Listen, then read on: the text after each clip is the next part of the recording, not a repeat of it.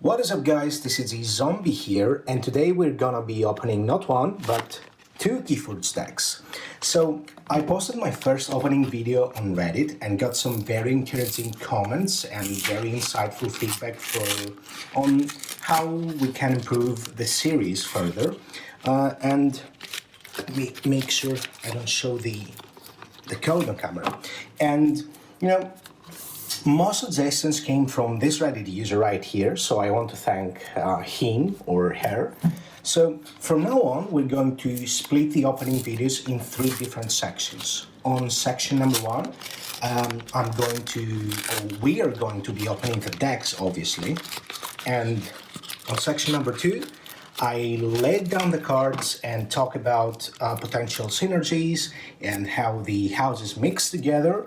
And on section number three, I'm going to give my overall rating and evaluate the deck on a scale from 1 to 5 in regards to how competitive the deck is.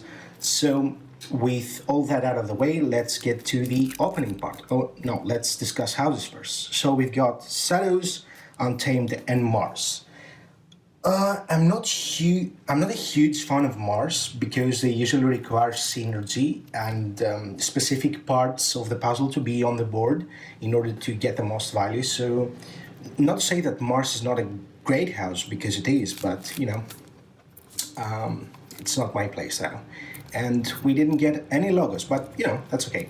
I'm not going to be looking at the card list as to make this opening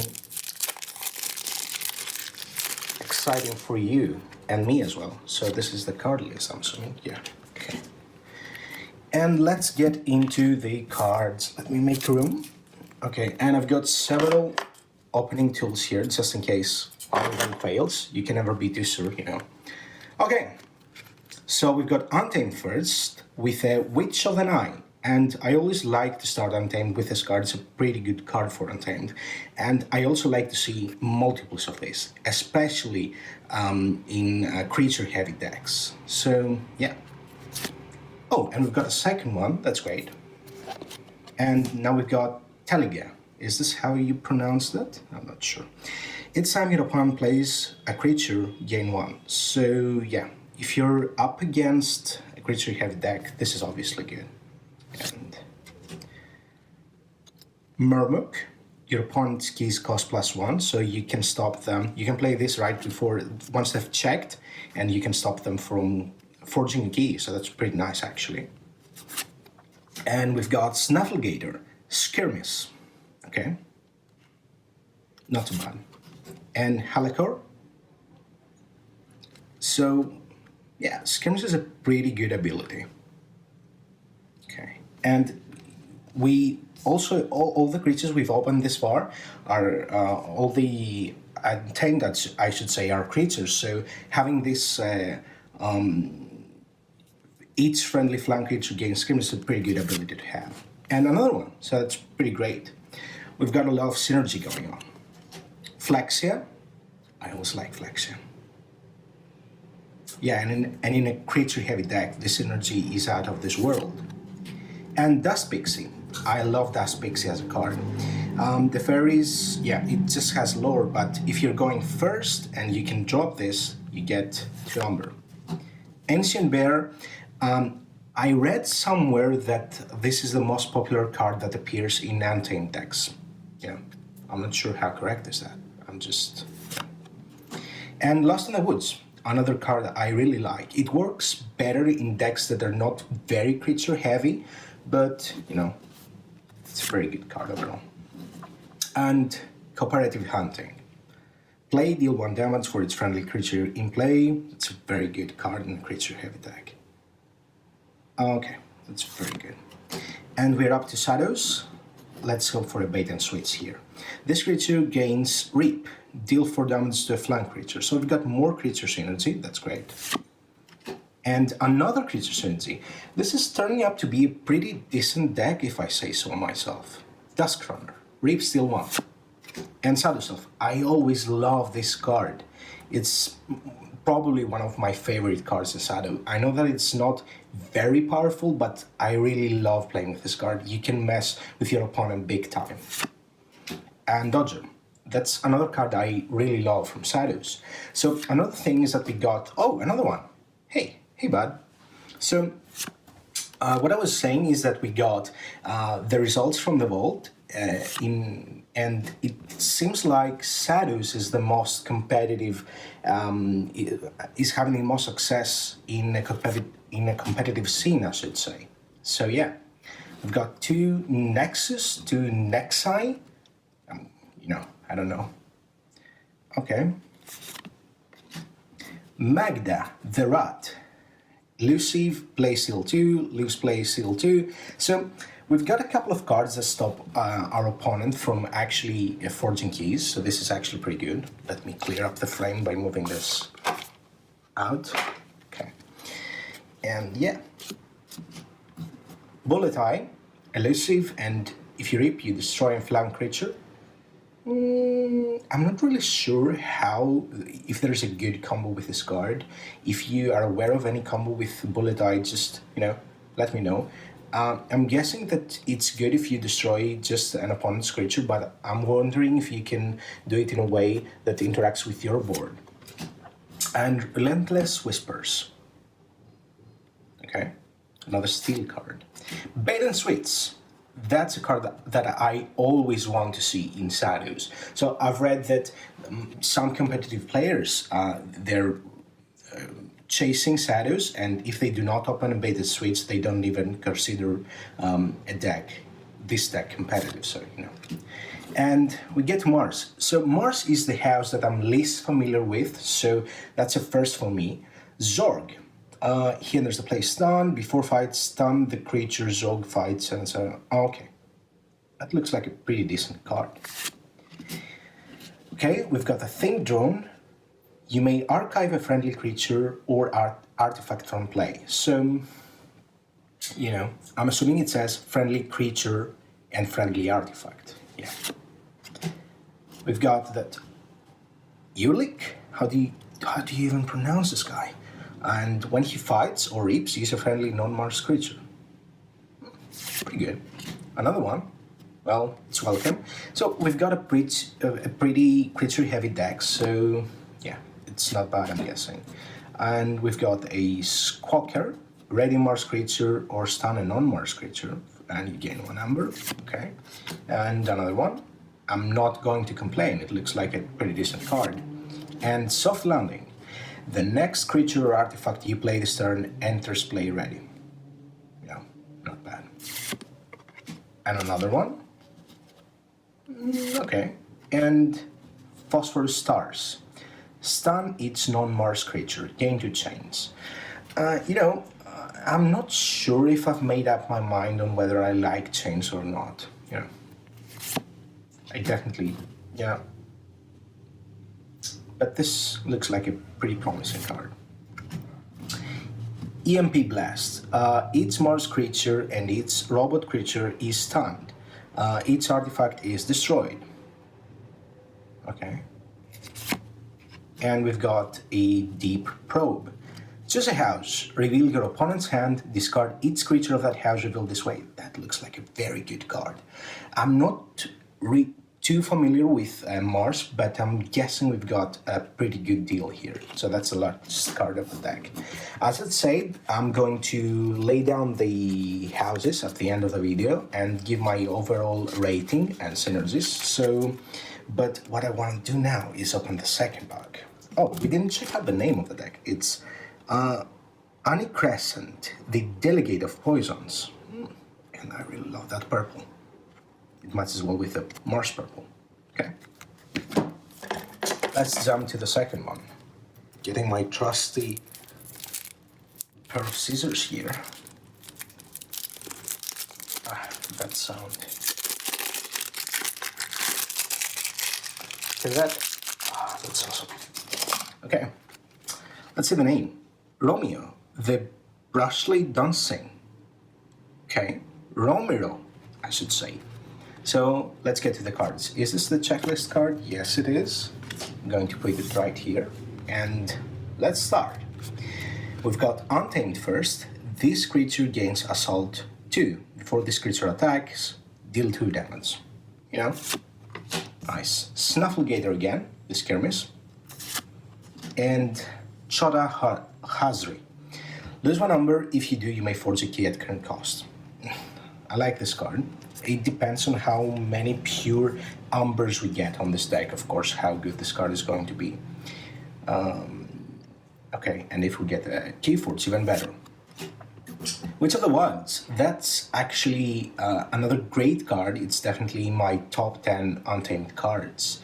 During each turn in which Untamed is not your active house, you may play 1 Untamed card. When you see this witch hit the board, you know you must get rid of her as soon as possible. And we have a Save the Pact. Oh, another thing I should note is that it's a big shame that we didn't get this in our previous deck. Save the Pact. Destroy each damaged creature, gain 1 chain. Okay. Regrowth. Return a creature from your discard pile to your hand. And Nocturnal Maneuver. Exhaust up to 3 creatures. And you can play it blank on the board because it says up to 3 creatures. And of course we have a second one. And it's pretty... It happens all the time that you get 2 of those guys. Nature's Call. Return up to 3 creatures to their owner's hands. That's good. You can use it on yourself or opponent. And Mimicry. When you play this card, treat it as a copy of an action card in your opponent's discard pile. So I got wrecked by this the other day at my locals and lost the goods.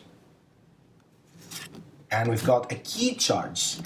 I always like seeing key charges in this deck, and it looks like we have a lot of spare amber. Let me see. 1, 2, 3, 4, 5,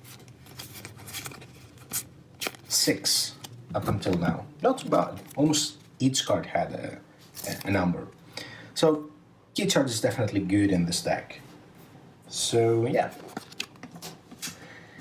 We move on to Shadows with Silvertooth. Silvertooth enters play ready. And Shadow Self. Oh, I love this card. And another one. Oh, I love this card. And Selwyn Defense. Fight or reap. When you fight or reap, move 1 number from one of your cards to your pool. So we should be getting some capture cards. What are the houses here? We don't have any capture cards, so we'll see. Okay, we've got Nudie the Thief. We've got Magda.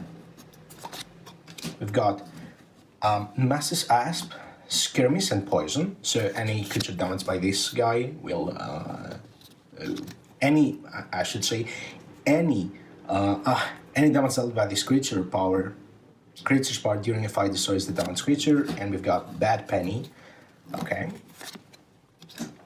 And Speed Sigil. The first creature played its turn, enters play ready. Not too bad. It synergizes with I don't know. What does it synergize with? Not sure. And Pawn Sacrifice. That's another Shadow card I am a huge fan of. Okay, and Lights Out. So play, return 2 enemy creatures to their owner hands. Okay, not too bad. And Ghostly Hand for 2 pure amber. So we've got a lot of pure amber for Shadows as well. Up until now we have 3, and that's another 2. So we're up to 5. And yeah, here we go. We've got Ward Runner, War Drummer. Oh. Return its other friendly Brobnar creature to your hand. Okay. Draw. That's another card I like. Headhunter. So of course the guy at the packaging. Where's my package? Yeah. And Grenade Snape. Your opponent loses 2 when this card is destroyed. So you could say he has Death Rattle. That's another card I'm a huge fan of. You may Radiant Fight with a neighboring creature, and it can be of any house. And we've got Fire Spitter. That's another card I'm a huge fan of. And another one. And Bumpsy. Your opponent loses 1, he just loses it. You don't gain something, or you don't steal it, or you don't capture it. And Valdur. Valdur deals 2 damage while attacking an enemy creature on flank. We've got the Mighty Javelin, deal 4, and do we have any pure amber? No, but with Mighty I just destroyed my stack of decks. Okay, and with Mighty Javelin and the second one, we have 2 pure amber, and we've got another Warsong. For the remainder of the turn, gain 1 amber each time a friendly creature fights. So, not too bad. I think that the first deck is actually better than this one. Too bad we didn't get any Mavericks or, any particular rare cards, but, that's the excitement of opening such decks. And, okay, I'm going to be discussing some potential synergies, and then I'm going to be rating those decks in regards to their competitive success. Okay, so let me change up things a little bit and I'll be right back. Welcome to the second part of the video where I will be discussing the decks that we opened. I'm going to go over a couple of things. First, what the deck is trying to do. Second, what are the synergies and anti-synergies of the deck. And the last thing I will do is give out my overall rating of the deck on a scale of 1 to 5, with 1 meaning that the deck is more suited towards casual play, and with 5 meaning that the deck is super competitive. So let's start with the first deck we opened, Annie Crescent, the Delicate of Poisons. Our deck consists of Mars, Shadows, and Untamed, and it contains 22 creatures over the average of 17, 12 actions, 2 upgrades, and 0 artifacts. So, Annie Crescent is a creature-heavy deck with average amber control, average amber generation that focuses on controlling the board with the effects of Witch of the Eye, a card of which we have 2 copies of, Taliga, by making our opponents pay for the cards they play, Helicore, that gives skirmish to flanked creatures. We also have 2 copies of Helicore, and lastly, Cooperative Hunting and Lost in the Woods. So I would say that overall the Untamed package in this deck is pretty good, as it helps define the identity as well as support it with powerful cards. Now let's move on to Shadows, where Silent Dagger, Dusk Runner, Shadow Self empower our Full of Creatures board, while Bait and Switch, Double Dodger, Nodge the Thief, Magda the Rat, Relentless Whispers, and lastly Bait and Switch try and stall out our opponent. Overall, I would say that Shadows has a very strong steel synergy in this deck, but it doesn't help too much with the main theme, which is building and maintaining a board, and that is due to its lack of damaging abilities or board clearing abilities. So, lastly, we move on to Mars. Deep Probe, Soft Landing, Squawker, Zorg, and Ulik the Megamouth are nice to have in any deck, but what will make or break this deck is the addition of Phosphorus Stars, as it clashes with our creature-heavy synergy. All in all, if it wasn't for the double Phosphorus Stars, we would be talking about a very nice complementary Mars package to this deck.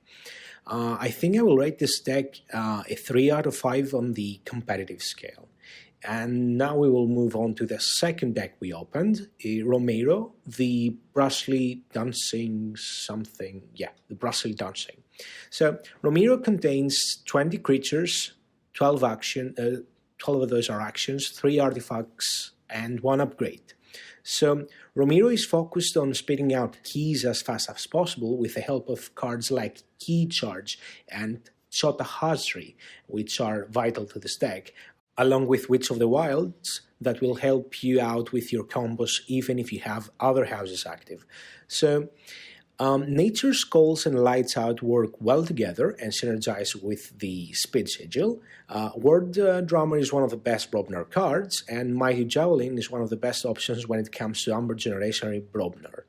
All in all, the deck has a solid theme with a couple of supporting cards. The only thing that I'm concerned about is the lack of Amber Generation. I think I will rate this deck at 2.5 out of 5 on the competitive scale.